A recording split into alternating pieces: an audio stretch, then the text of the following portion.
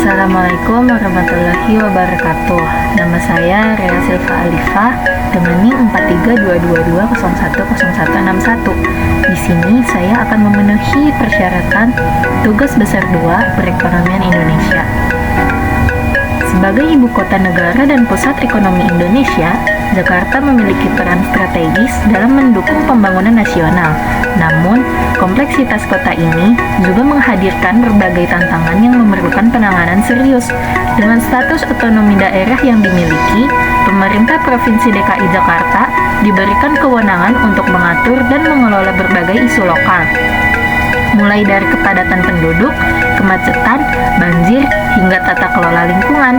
Melalui pelaksanaan berbagai kebijakan inovatif, Jakarta berupaya menjawab tantangan-tantangan ini, sekaligus menunjukkan bagaimana otonomi daerah dapat menjadi instrumen penting untuk meningkatkan kesejahteraan masyarakat dan daya saing kota di tingkat nasional maupun global.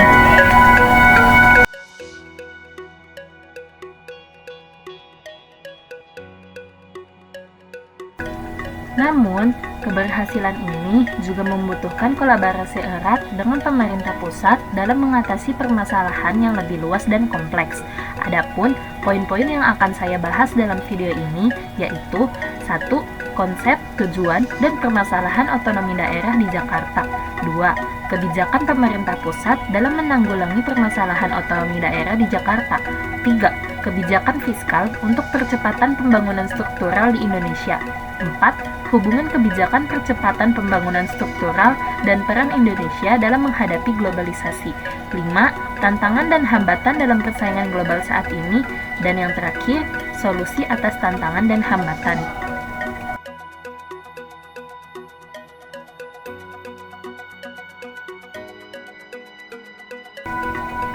Otonomi daerah adalah kebijakan desentralisasi yang memberikan kewenangan kepada pemerintah daerah untuk mengatur dan mengelola urusan rumah tangganya sendiri, dengan tujuan meningkatkan pelayanan publik, efisiensi pemerintahan, dan partisipasi masyarakat.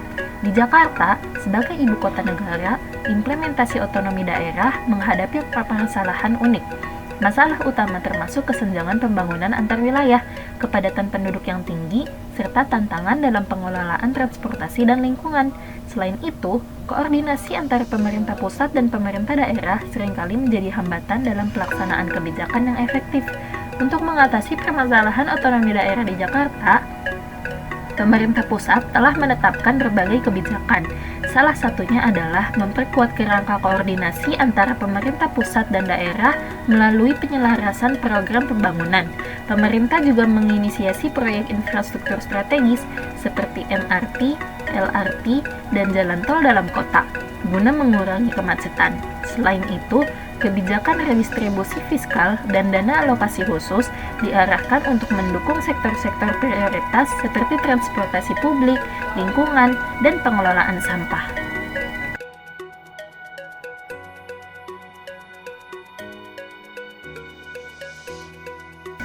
Kebijakan fiskal menjadi instrumen penting dalam percepatan pembangunan struktural di Indonesia. Pemerintah mengalokasikan anggaran melalui APBN untuk pembangunan infrastruktur besar-besaran seperti jalan tol, bandara, pelabuhan, dan bendungan. Selain itu, kebijakan insentif pajak dan pembiayaan inovatif seperti pembentukan Sovereign Wealth Fund dan skema kerja sama pemerintah dan badan usaha juga diterapkan untuk menarik investasi domestik dan asing. Program percepatan reformasi birokrasi turut diperkuat untuk meningkatkan efisiensi anggaran dan menciptakan iklim usaha yang kondusif. Percepatan pembangunan struktural berperan penting dalam meningkatkan daya saing Indonesia di kancah global. Dengan infrastruktur yang memadai, konektivitas antar wilayah menjadi lebih baik, sehingga mendukung kelancaran distribusi barang dan jasa. Hal ini mendorong produktivitas nasional serta menarik minat investor asing untuk berinvestasi di Indonesia. Dalam menghadapi globalisasi, penguatan sektor pendidikan dan teknologi juga menjadi bagian dari kebijakan pembangunan untuk meningkatkan kualitas sumber daya manusia yang mampu bersaing secara global. Dalam era globalisasi, Indonesia menghadapi berbagai tantangan, seperti ketimpangan teknologi, kurangnya inovasi dalam sektor industri, serta rendahnya daya saing tenaga kerja. Hambatan lainnya termasuk ketergantungan pada ekspor komoditas mentah, ketidakstabilan ekonomi global, dan perubahan iklim yang mempengaruhi sektor agrikultur.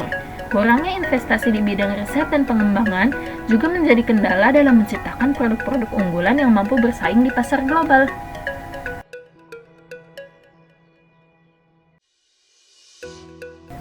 Nah, untuk mengatasi tantangan tersebut, beberapa solusi dapat diterapkan. Antara lain, yang pertama, peningkatan investasi dalam riset dan pengembangan, yaitu mendorong kolaborasi antara pemerintah, swasta, dan universitas untuk menciptakan inovasi teknologi.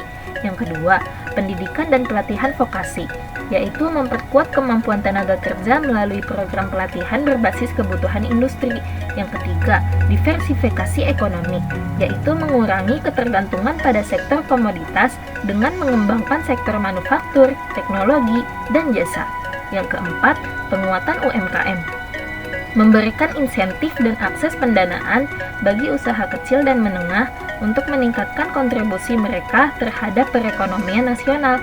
Dan yang terakhir, kerjasama internasional, yaitu mengadopsi praktik terbaik dari negara-negara maju dan memperkuat perjanjian dagang.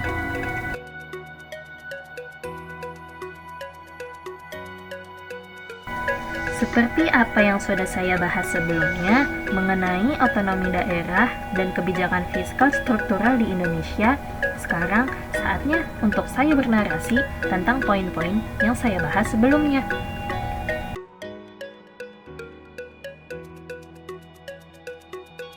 Jakarta sebagai ibu kota negara memegang peranan penting dalam pembangunan nasional. Namun, statusnya sebagai daerah otonom juga membawa tantangan besar dalam mengelola berbagai permasalahan. Salah satu isu utama adalah kepadatan penduduk dan kemacetan lalu lintas yang berdampak signifikan pada kualitas hidup warga. Sebagai solusi, pemerintah pusat merencanakan pemindahan ibu kota ke Kalimantan Timur. Kebijakan ini bertujuan mengurangi beban Jakarta sebagai pusat administrasi dan ekonomi, sekaligus mendorong pemerataan pembangunan keluar Pulau Jawa. Selain itu, Jakarta kerap menghadapi banjir musiman akibat tata kelola lingkungan yang buruk. Dalam kerangka otonomi daerah, pemerintah Provinsi DKI Jakarta berkolaborasi dengan pemerintah pusat melalui Kementerian Pekerjaan Umum dan Perumahan Rakyat untuk melaksanakan proyek seperti normalisasi dan revitalisasi sungai, pembangunan waduk, tanggul pantai, dan giant seawall. Langkah-langkah ini diharapkan dapat mengurangi risiko banjir dan meningkatkan ketahanan lingkungan. Permasalahan lain yang juga menjadi fokus adalah tata kelola limbah dan pengelolaan sampah. Program 3R, Reduce, Reuse, Recycle, serta pembangunan fasilitas pengolahan sampah diimplementasikan untuk mengurangi pencemaran dan meningkatkan kualitas hidup warga. Pemerintah juga menghadapi tantangan besar dalam menangani urbanisasi yang memicu pertumbuhan kawasan kumuh. Untuk mengatasinya, program bedah kampung dan pembangunan rumah susun bagi masyarakat berpenghasilan rendah diluncurkan guna menyediakan hunian layak serta meningkatkan akses masyarakat terhadap perumahan terjangkau. Dalam aspek fiskal, kebijakan percepatan pembangunan struktural menjadi landasan penting untuk mendorong daya saing Jakarta. Kebijakan ini meliputi peningkatan belanja infrastruktur, reformasi subsidi energi, transfer dana desa, serta insentif pajak untuk investasi di sektor prioritas. Langkah ini tidak hanya bertujuan untuk mengurangi kesenjangan sosial ekonomi, tetapi juga memperkuat infrastruktur kota sebagai penopang daya saing nasional dan global. Jakarta juga dihadapkan pada tantangan globalisasi, termasuk kemajuan teknologi dan ketegangan geopolitik. Untuk menghadapi hal ini, pemerintah mendorong adopsi teknologi inovatif, peningkatan pendidikan, serta pengembangan tenaga kerja terampil untuk industri modern. Infrastruktur digital dan fisik juga menjadi prioritas guna meningkatkan konektivitas antar daerah dan mendukung ekspor serta integrasi dengan pasar global. Keseluruhan kebijakan dan upaya ini mencerminkan pelaksanaan otonomi daerah di Jakarta yang tidak hanya berfokus pada penyelesaian masalah lokal, tetapi juga berkontribusi pada pembangunan berkelanjutan dan integrasi Indonesia dalam ekonomi global. Meskipun tantangan masih ada, sinergi antara pemerintah daerah dan pusat menjadi kunci utama dalam mengatasi berbagai hambatan untuk mewujudkan Jakarta yang lebih baik.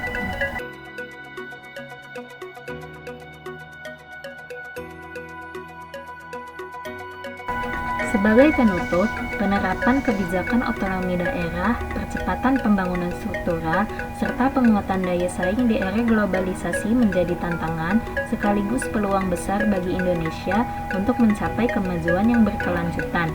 Dengan sinergi antara pemerintah pusat dan daerah, optimalisasi kebijakan fiskal, serta inovasi di berbagai sektor, Indonesia dapat memperkuat fondasi ekonominya dan beradaptasi dengan dinamika global yang terus berubah. Tantangan yang dihadapi saat ini bukan hanya penghalang, tetapi juga motivasi untuk terus berkembang dan menjadikan Indonesia sebagai negara yang mampu bersaing dan berkontribusi secara signifikan di kancah internasional.